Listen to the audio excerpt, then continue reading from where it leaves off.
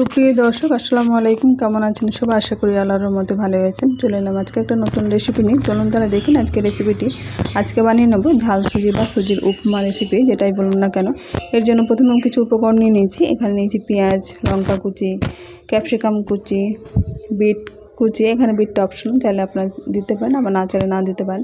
সরিষা, আর নিচ্ছে এখানে শসা, গাজর, ক্যাপসিকাম। এগুলো এখানে শসাটা অপশনাল, চাইলে দিতে পারেন, না চাইলে নাও দিতে পারেন।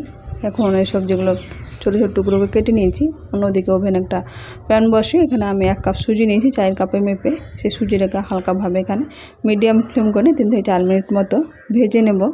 এখানে চাইলে আপনার বাটার কিংবা ঘি দিয়ে ভেজে নিতে পারেন। আমি এটা ঘি ছাড়াই ভেজে নিলাম। একই প্যানের মধ্যে আমি সুজিটা ঢেলে নিয়ে এখানে দিয়ে দিলাম 2 চামচ মতো সরিষার তেল। এখানে চাইলে আপনারা বাটার কিংবা ঘি ব্যবহার করতে পারেন। আমি সরিষার তেল দিয়ে এটা ভেজে নেব। আর নিচ্ছে এখানে কারি পাতা 10 থেকে 15টা পরিষ্কার করে ধুয়ে রেখেছিলাম, সেটা জলটা ঝরিয়ে রেখেছি। আর তেলটা গরম হয়ে গেছে, কারি পাতাগুলো দিয়ে দিলাম। কারি পাতাগুলো এখানে কয়েক সেকেন্ড ভেজে নেব।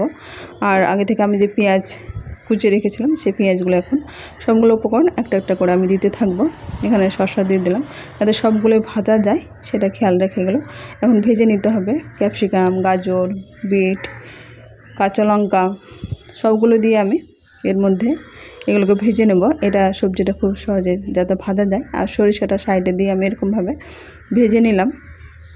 সবজিগুলো যাতে তাড়াতাড়ি ভাজা যায় এবং সেদ্ধ তাড়াতাড়ি হয়, তা আমি এখানে 1/2 চামচ মতো লবণ দিয়ে দেবো। লবণটা দিলে তাড়াতাড়ি সেদ্ধ হবে এবং খুব তাড়াতাড়ি ভাজা হয়, তাই আমি 1/2 চামচ লবণ দিয়ে এটা ভাজতে থাকবো মোটামুটি 4 থেকে 5 মিনিট মতো, যাতে সবজিগুলো ভালোভাবে ভাজা হয়ে যায়। এখানে মিডিয়াম ফ্লেম করে আমি ঢাকা দিয়ে রেখে দেবো। এর মাঝে মাঝে কিন্তু আমি 2-3 বার এটা নেড়ে দিয়েছি। এই মোটামুটি 4 থেকে 5 মিনিট পরে ফিরে আসলাম। দেখে বুঝতে পারছেন সবজিগুলো কিন্তু পুরোপুরি সেদ্ধ হয়ে গেছে। এখন যে সুজিটা আমি ভেজে রেখেছিলাম, সেই সুজিটা এর মধ্যে দিয়ে দেবো। সুজিটা এখন এর মধ্যে সেদ্ধ হবে। এখানে কিছুটা সবজি বাকি আছে সেদ্ধ, বাকি এই সুজির সঙ্গে সেদ্ধ হয়ে যাবে। এখন আগে থেকে আমি সুজিটা এর মধ্যে সবগুলো উপকরণ নেড়ে চেড়ে আগে থেকে আমি জল গরম করে রেখেছি। আমি 1 কাপ সুজি দিয়েছি, সবজিগুলো ভালো সেদ্ধ হবে, তাই আমি এখানে 2.5 কাপ মতো জল দিয়েছি। জলটা ঠিক এরকমভাবে পারফেক্ট মাপ মতো দিতে হবে, তাহলে কিন্তু সুজিটা বেশ ভালো সেদ্ধ হবে এবং ঝরঝরে হবে। এখন এরকমভাবে আমি সুজিটা দিয়ে, এখানে সুজি কিন্তু অনেক সময় মোটা পাতলা থাকে, সেই হিসাবে কিন্তু জলের পরিমাণটা হিসাব করে দিতে হবে। আমার এখানে পাতলা সুজিটা নিয়েছি।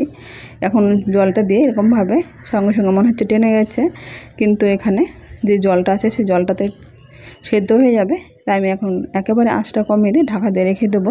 এটা মাঝে মাঝে মোটামুটি 3 থেকে 4 মিনিটের মধ্যে আমি মাঝে মাঝে নেড়ে দিয়েছিলাম। আর মিডিয়াম একেবারে লো আঁচে রেখে দিয়েছিলাম।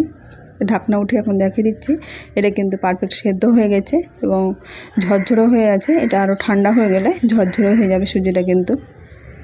এখন এর মধ্যে আমি লেবু রস কিছুটা দিয়ে দেবো। এখানে জল থাকাকালীনই কিন্তু লেবু রসটা দিলে ভালোভাবে সব জায়গায় ছড়িয়ে যেতে পারতো, এখানে নাড়াচাড়ার প্রয়োজন হতো না।